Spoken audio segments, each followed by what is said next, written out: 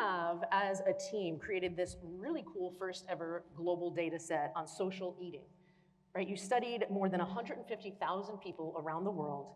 And so we're incredibly grateful here to have the partnership between Gallup and Ajinomoto to bring studies like this to the forefront. Joe, can you tell us a little bit about how this came about?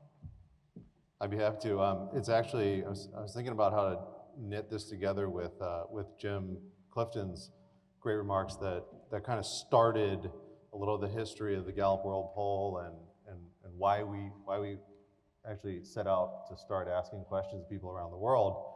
But, so I'm gonna start there and I'm gonna try to get all the way to the question you asked of how did the Gallup agenda meta thing, but I think that history is really, really important. So, so Jim had the idea to go to the survey, but the actual process of building a world poll is pretty extensive, and there's two really important things you have to do. First is you have to go figure out how to actually build the sampling frame so that you're asking questions of entire populations in over 140 countries every single year. And so you think about places like the continent of Africa. When we went down there to do our initial surveys, one thing we quickly found out was that there were no survey organizations. So there actually wasn't an organization that could carry out a representative survey of people in that country. So we had to go find academics at universities down there and convince them to start their own business on the side, teach them how to do surveys and things like that. So one was just, how do we in a really high quality way, if we're gonna say that we're representing 98% of the world's population, how do we do that in a really responsible way? So we built all the different methodologies. But the second one, and I think this gets glossed over quite a bit, is if you're gonna do a world poll, you're gonna spend, I don't know, hundreds of millions of dollars on it over a 20-year period. What questions should you ask them? And how do you make sure that the questions you ask now are gonna be relevant 20 years from now or 100 years from now, and all those things. So we did a really extensive process around that. We consulted with world leaders like the former president of the World Bank, and we asked Deepak Chopra, who some of you heard from him last night. We asked others, so if we were gonna do a world poll, what should we ask? And one of the things that popped to the surface when we did those stakeholder interviews was actually Danny Kahneman, who just actually passed away recently, a Nobel Prize winner. He really guided us, and he said, if you're gonna do this, you've got to ask about well-being. And for all of us that are sitting here at a World Wellbeing Conference, that might sound like, well, duh. But 20 years ago, that term, nobody actually knew what it was. It actually didn't have a generalized definition, and there certainly were no data that existed anywhere that were measuring it. And so he helped us, and he said, these are the questions you should ask, this is how you should ask them. We wrote everything down, and we just kind of started surveying the world when we did launch the World Poll back in 2006. We started asking. I was kind of around at the very early stage of this where we had data points. We would go brief people on what we just did. And we say, and then you check this out, 34% of people, rate their lives from scale to 0, whatever it was. And they would go, that's amazing, what does it mean? And we'd say, well, we don't have any idea. But it's pretty cool, isn't it? But over time, so over that arc of 2006 forward, we started to have some pretty cool breakthroughs around well-being, and I think really helped to put it on the map. And things like, you guys remember when there was the Arab uprising and the Arab Spring moment with Egypt specifically, it was experiencing incredible economic progress on all the global indicators, so GDP progress and Human Development Report, et cetera, et cetera. And then all of a sudden there's revolution, and they go, where the heck did this come from? Nothing explains it. Our well-being indicator showed that the society was actually experiencing a sort of collapse on well-being indicators. And so it was a sign that we're sort of on the right track around that. So we started getting more interested. And then we had an amazing thing happen where over 10 years ago, we had a partnership that started with the World Happiness Report, which I'm sure everybody in here has heard of that and kind of looks forward to its launch. By the way, it's coming out March 20th, which is this coming week, Thursday, so mark your calendars. But so they started to really help drive well-being or life satisfaction and life evaluation as a key indicator. And by the way, we think that well-being is really a single indicator, that the one that Jim mentioned, scale from 0 to 10, worst to best possible life. And they put that on the map and started exploring all the things that basically drive well-being, which is really an unknown thing that we're starting to get a little bit better at. But so we thought we had quantified the whole world. We had society mapped. There was going to be 60 questions that explained every single thing that happened in the world. But one thing that really surprised us was we had so many organizations come to us and say, great job, Gallup, we love what you're doing, but here's what you missed. And so we've had organizations from an amazing partnership we have and this group I think would particularly love this, but we have a partnership with a Japanese foundation called the Wellbeing for Planet Earth Foundation. They said, this is great, but you've built basically Western indicators for well-being. And you haven't actually figured out balance and harmony. You haven't looked at relationship to group and all of that. And so they've helped us pioneer some new indicators around that. And it's the same thing with the Ajinomoto. You know, they have sort of come out as an organization and said, we care about well-being. Of course, what we do is food and cooking. And we want to understand how they're connected, and we understand, you know, what role does food and eating together play in laddering up well-being. So it's just been, this partnership literally came together, I think, from that. Like just, we started collecting a KPI I think the whole world should pay attention to at every level, and then Ajinomoto has generously kind of offered us help explore maybe one of the drivers of it. So cool. And to see that there's continuous growth and there's progress, and the fact that we're continuing to monitor all these data points as we go, it really speaks to what we're going to find in terms of the results that you're seeing so far. So Jan, would you share with us some, I mean, there's some incredible like country trends and big picture trends that we're seeing based on the data. Can you share with some of those with us? I'd be glad to, and thank you, Sarah, and thank you, Joe and Jim, for setting up the Gallup World Poll, because it's the fuel that powers the World Happiness Report, which comes out next Thursday. You're in for a treat. It's the biggest report to date. There's some movement in the rankings that we can't tell you about as of yet. But what we can talk about is some of the insights building off of the special Gallup World Poll data, and some of the modules around food sharing, and also the extent to which you trust others and the kindness of others, which are interesting modules that have been added. Now, let me say, every year since 2012, the World Happiness Report comes out, and it's obviously the ranking that you're familiar with. But then the academic community puts its shoulders behind trying to understand, so why is it that Finland or Denmark come out on top? And why do we see these differences between population well-being? And the ways of trying to explain this is typically through wealth and health, first and foremost, so the traditional indicators of GDP for income, and then obviously also health and healthy life expectancies. But one of the things I think that the World Happiness Report and the academics have pioneered is also helping to explain this through the social elements of life. So for example, social support, which is an indicator that's available in the World Poll, explains as much of the variance between population well-being, between countries, as do the GDP and the healthy life expectancy indicators. So we've really, I think, helped bring that forward. And this year, the theme is to dig into that even more, and we've called it caring and sharing, or think of it as kindness and social support and trust, and trying to put more meat on those bones of what essentially makes us human or socialized. And there's some interesting findings coming out of the Ajinomoto module, the Lloyd's Register Foundation module, that are elements of the World Poll. Let me start actually first with kindness, and then on to social connections through shared meals. My co-editor and founding editor of the World Happiness Report, John Halliwell, has spent a lot of time on social trust and kindness, and but how do you put numbers on that, you see?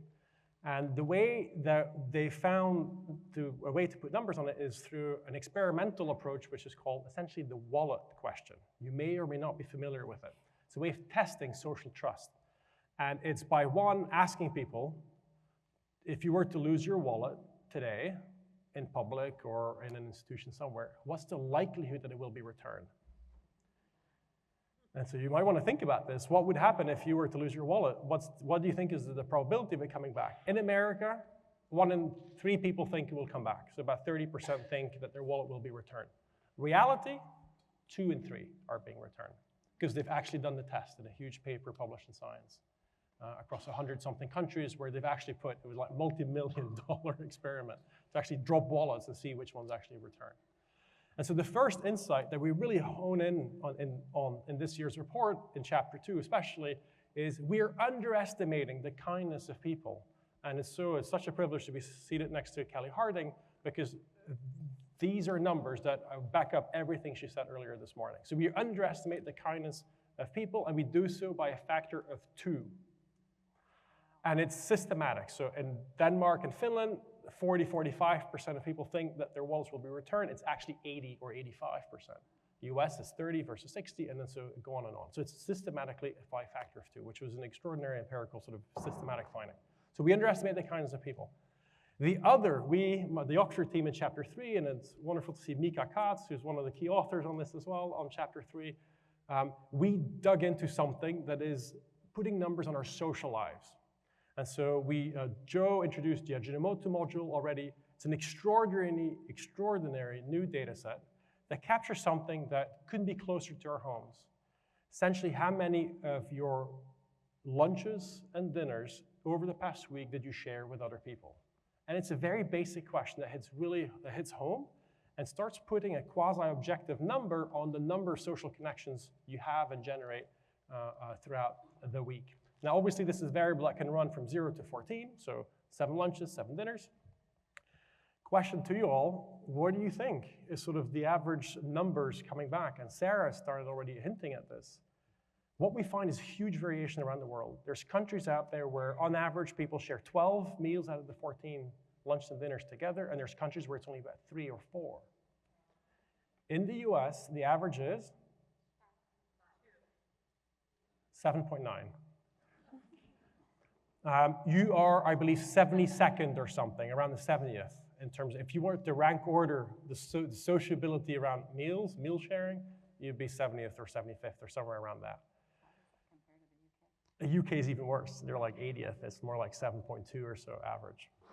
By the way, it's interesting to be in Miami. The region where they have most shared meals is Latin America. And you'll see some interesting movement in the well-being rankings on some of the Latin American countries.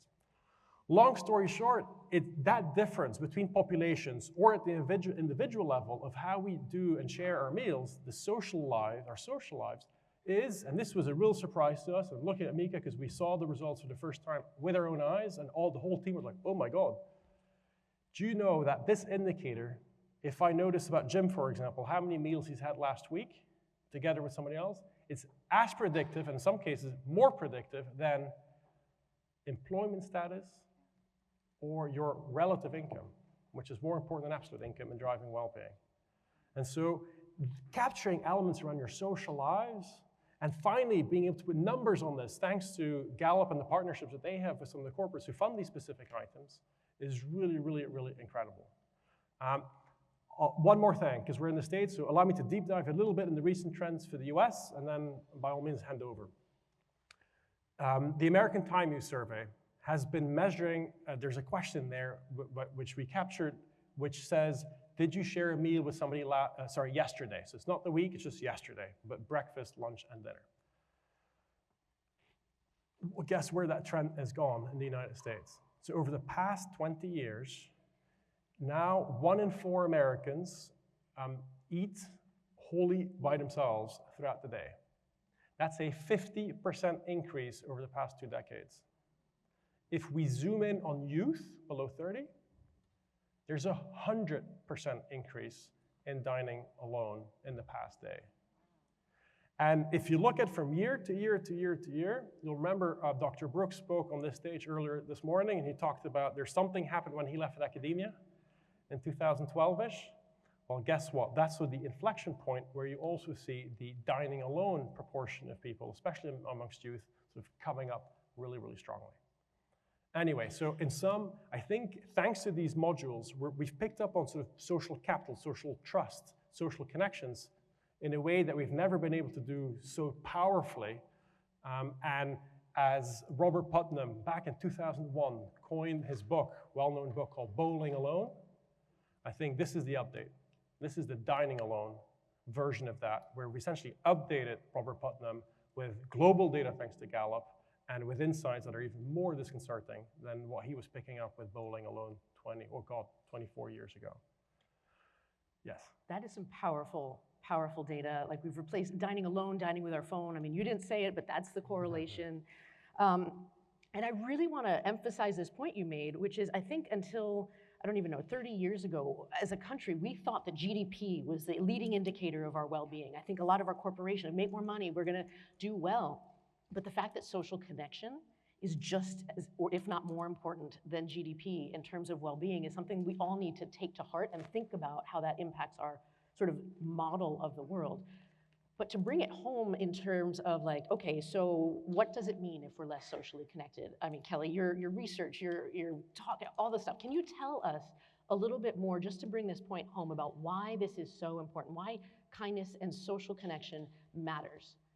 Absolutely, but before I do that, I have to say it's funny because I was reading this incredible report, which I highly recommend reading when it comes out. I was so excited to have a preview, and I'm sitting there at my desk eating my sandwich alone. When I got to the data, I was like, oh no. So I am just as guilty as everyone, but it's also a really important thing just to be mindful. And I'm just so struck at the parallel that's been happening both in how we think about the world and also how we think about our health. Because, you know, I would say up until recent years, the vast majority of people, when you talk about health, it was always, you know, what's happening on the genes, what's happening in the body. And we are entering this new era of understanding social health. And it is so exciting. And it's really exciting because data like this, with the work that's been doing, is only reinforcing the message that, of course, our social connections matter to our health and well-being. And what's exciting is now, as we're getting more and more data, we can actually start to think about little changes that might actually have this bigger ripple effect. So, you know, because it feels kind of overwhelming if you're feeling lonely to think about, you know, how can I go make a new friend? It's not easy always, or how can I be more social? But sort of targeting one factor, something like, you know, how many meals am I having alone? Could I maybe expand that a little, and what would that look like for me? I think it's really exciting because it has this incredible ripple effect to our health and well-being. And we know, you know, all the data that you keep hearing, and because you're part of this movement too, is, you know, you're so aware how easy it is to kind of get in that loneliness loop, and it takes the courage to sort of step out of it, a little out of your comfort zone, especially like the introverts like me, to be able to ask someone for a meal, or maybe be more intentional about meeting with a family member or sitting down with your child for a meal. So I know it's changed my practice knowing this, although not my lunchtime practice apparently. That's wonderful. Well, then if we're talking about the individual changes, right, and then the individual practices, what are your tips? Like, how do we connect most optimally around a meal? What are things we need to be thinking about? You just mentioned the word optimal, which pushes me to tell you that when you actually look at the data and you look for an optimal point, and so we, the research team, were thinking, okay, so it matters. The more meals you share, the better it is for well-being, but is there an optimal number of shared meals? And so we literally looked at the data, so like people with 0 meals shared and their life satisfaction is obviously the lowest. And then from one meal onwards, up a big uptick, and then sort of linearly it rises until there's a slight dip right at the end. The optimal number of meals is 13, not 14. And it was really, so if you're an optimizer, and most Americans tend to be, aim for 13 meals, or 13 lunches, dinner, across lunches and dinners to share with somebody, but leave a bit of me time, at least once a week.